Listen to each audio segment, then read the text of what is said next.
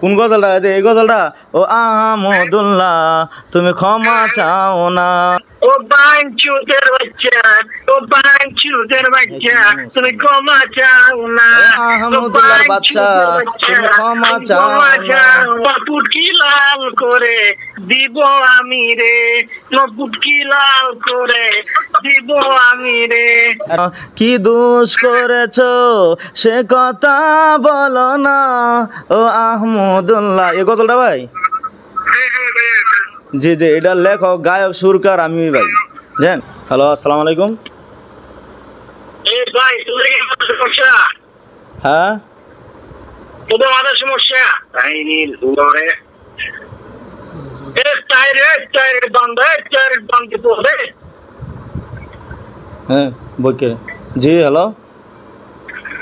ভাই তোদের মাথার সমস্যা নাকি ভাই?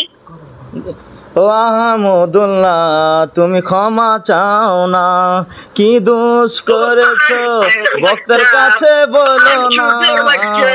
ও বাঞ্চুদের বাচ্চা, ও বাঞ্চুদের বাচ্চা, তুমি ক্ষমা চাও না। আহমদুল্লাহর বাচ্চা তুমি ক্ষমা চাও না। ও বাঞ্চুদের বাচ্চা তুমি ক্ষমা চাও না।